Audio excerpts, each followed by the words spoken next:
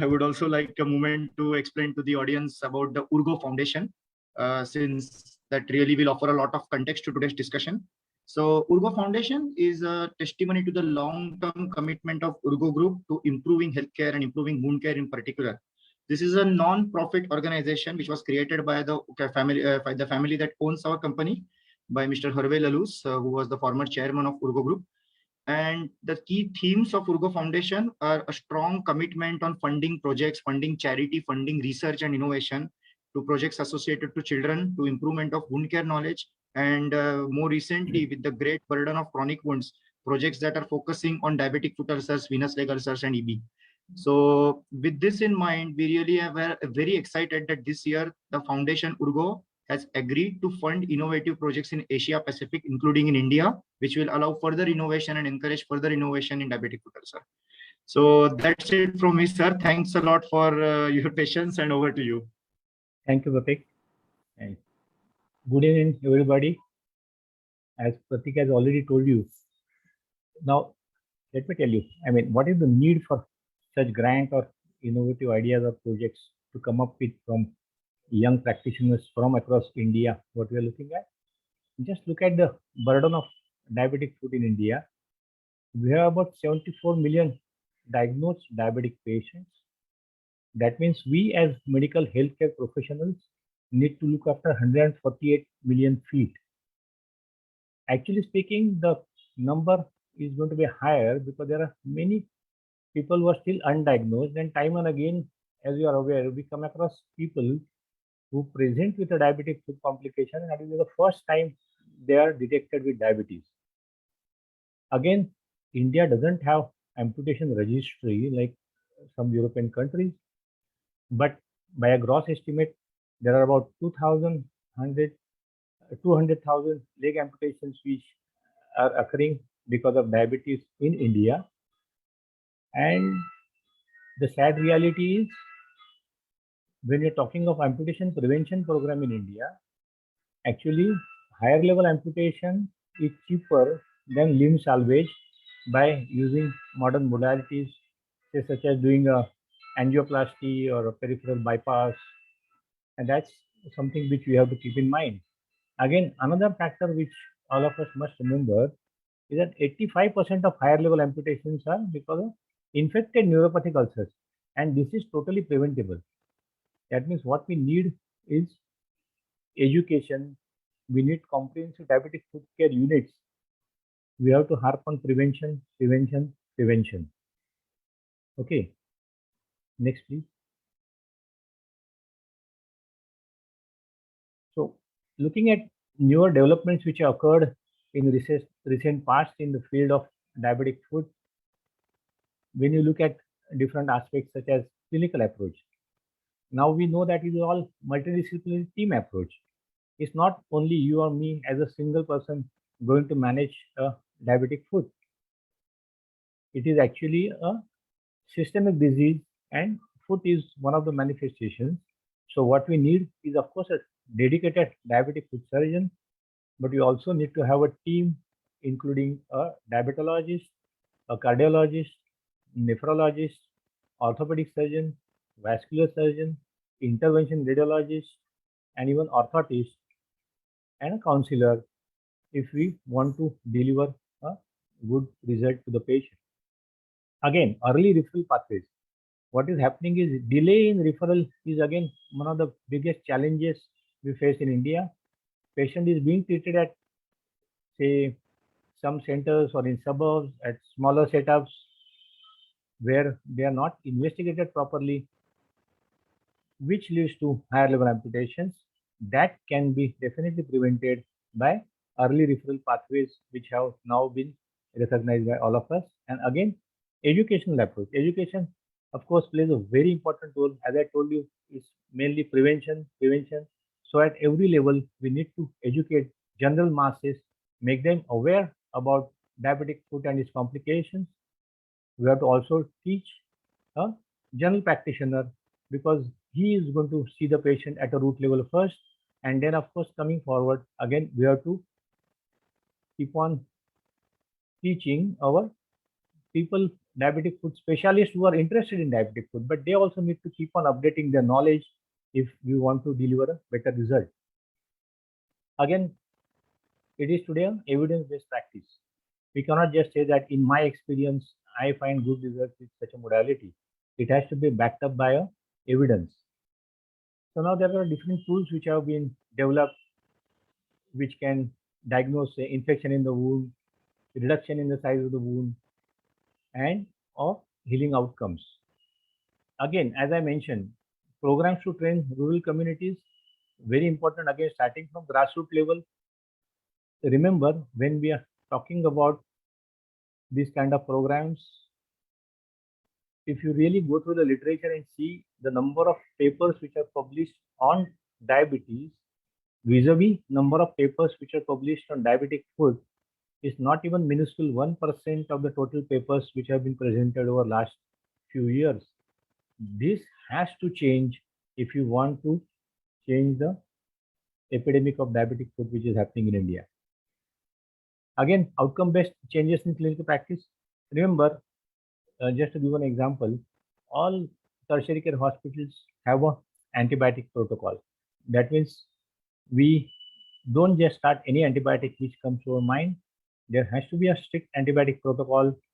To start with, empirically, whenever a patient with infected diabetic foot ulcer comes, we have to start a particular antibiotic. Obviously, post-debridement, when you are taken deep tissue culture, then we have to start culture-specific antibiotics in a particular patient.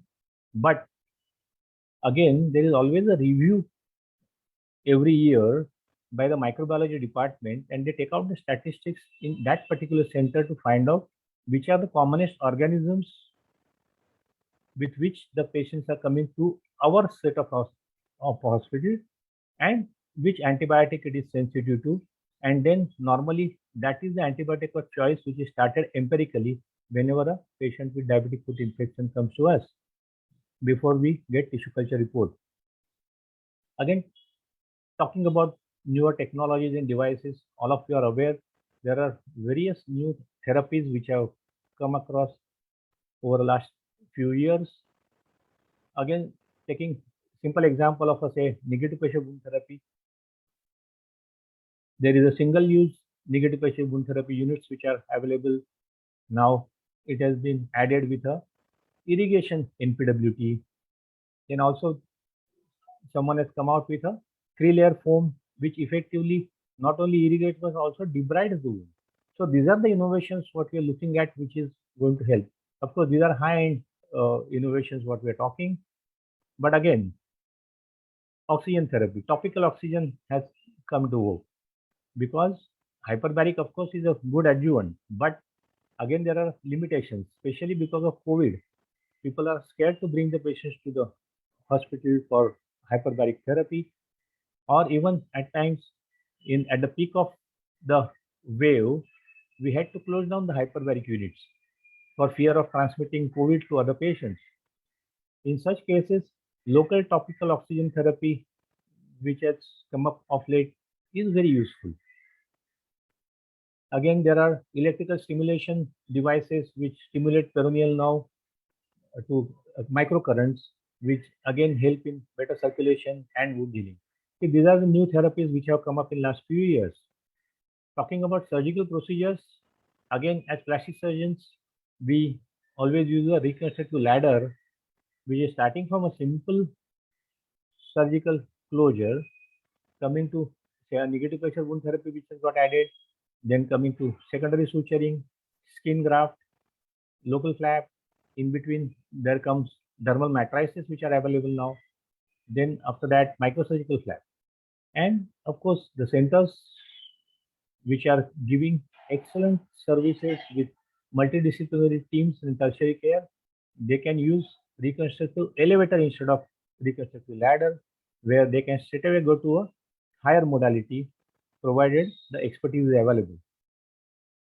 Again, whatever said and done, when we are talking of diabetic foot ulcer healing, no matter what we do and heal the ulcer, is it going to stay healed? It's like a benign breast lump actually. It's, if you don't treat a callus or an underlying ulcer, it is going to keep on recurring because it's a problem of food biomechanics.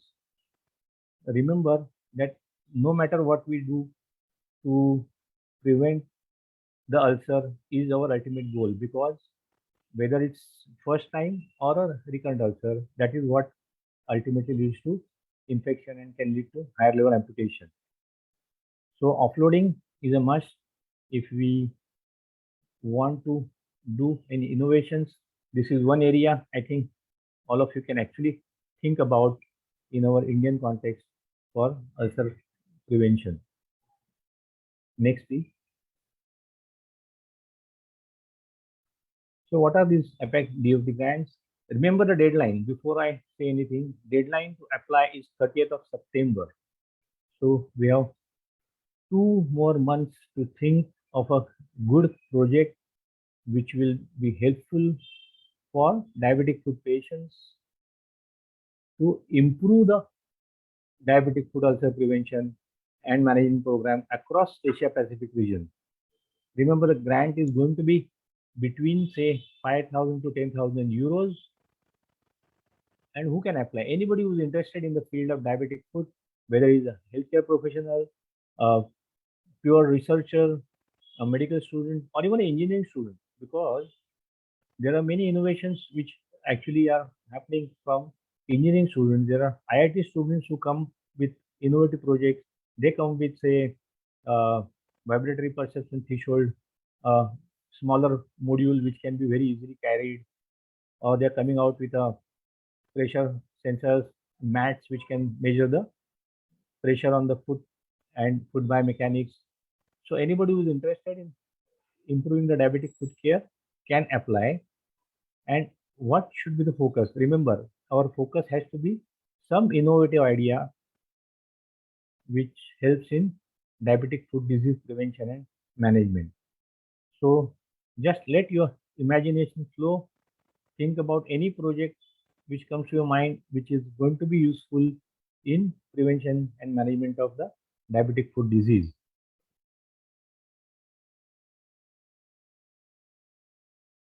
So again, what are the criteria for project selection? What the judges are going to look at when you submit a project?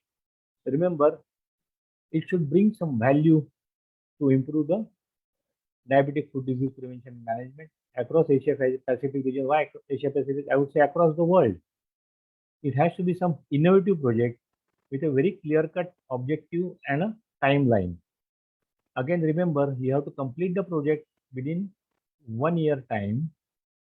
Again, budget will be allocated according to the kind of project you are submitting and the expected expenditure, which can involve support staff payments or even actually developing some gadget, which is again going to be part of the project. So depending on the need of the project, the Urgo Foundation is going to offer about 5,000, 10,000 euros to each project which has been selected. Out of all the entries coming not only from across Asia but Asia Pacific region, best 2 to 4 projects will be selected by the judging panel. Remember, applications can be submitted by email by send a complete submission form on the website at the email address which is given. And I know all of you who have joined on a working day in the evening are obviously interested in DFU. You are working in the field of DFU. So I definitely want all of you to really come out with innovative projects and send it across to the judges. If you're selected, if you are going to work on it, we'll be really happy.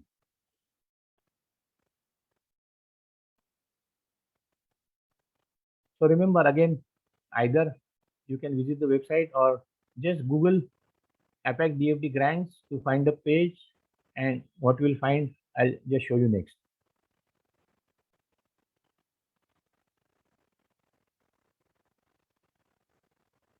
Next, please. Yeah, so when you go on the website, you will find info about Urge Foundation, info about their commitment to wound care, then frequently asked questions about the grants, that also you will find. And again, there is a submission form for the grant project, which you'll have to download and fill up. I'll just show you the form in the next slide.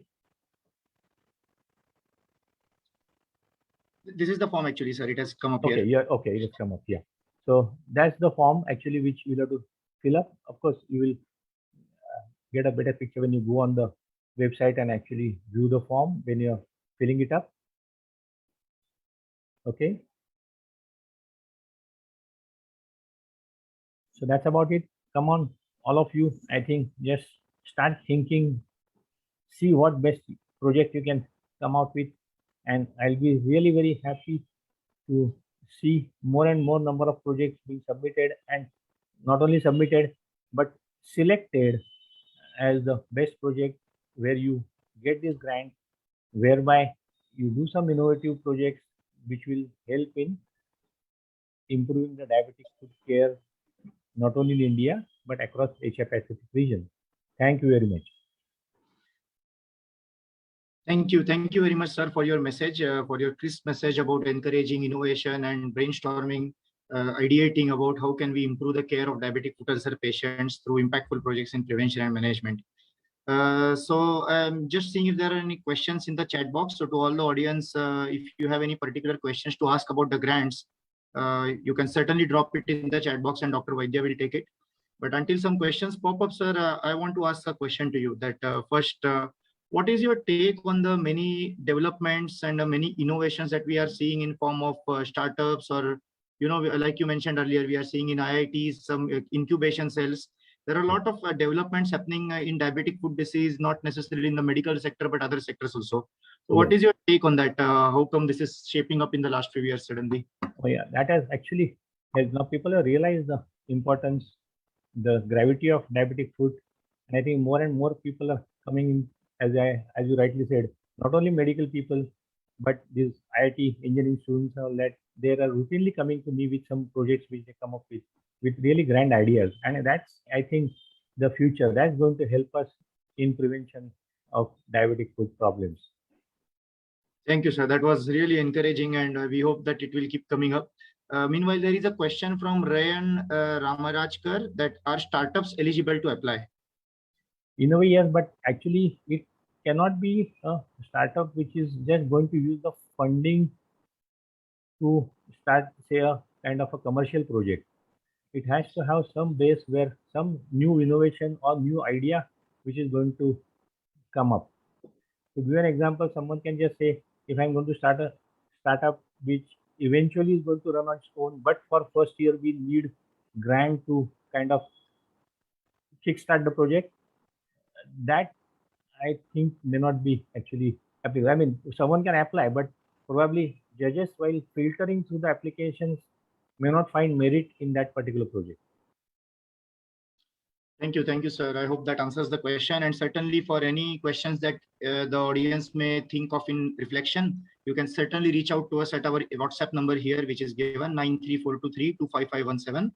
And of course, for those who are ready with your ideas, you can submit your entries directly with the application form at apacdfdgrants@iintdurgo.com.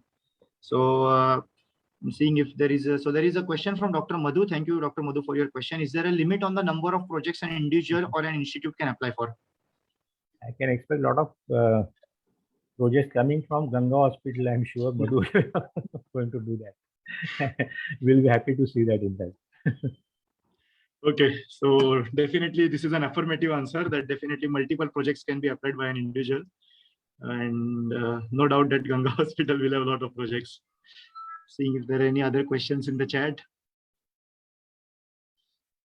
No questions. So, sir, maybe before we conclude, I have one question. Since a lot of the audience today, I think we have nearly 54 people, and half of this is roughly students who have shown maximum interest in attending this session. So, what is your message in general to students who are PG students or even nurses who are involved in surgery in diabetic foot care, in terms of their interest in diabetic foot ulcer for the future? I tell you, I'm really happy to see the students joining in such large numbers to just kind of find out about the project. That itself shows that there is increasing awareness in the medical fraternity that we really need to do something. And believe me, Actually, in India, we have to do that because the number of medical fraternity people, doctors who are actually working in the field of diabetic food dedicated are very few. And that's another reason why we have a very higher level of amputation rate. If we have to prevent that, I think more and more dedicated people have to come in this field. It's a complete separate subspecialty which is developing, and you have to be really dedicated if you want to do this. You need perseverance, you need patience. Even the patient need patience if we have to deliver the results.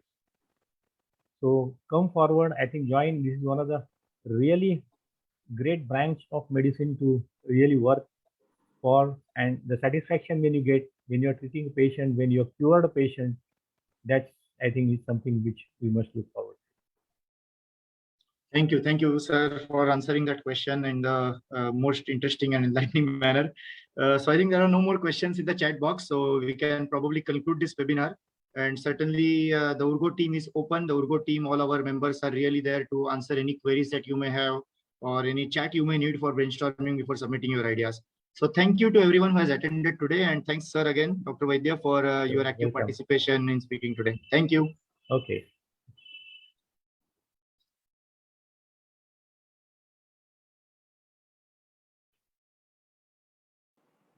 Pratik, there is a question.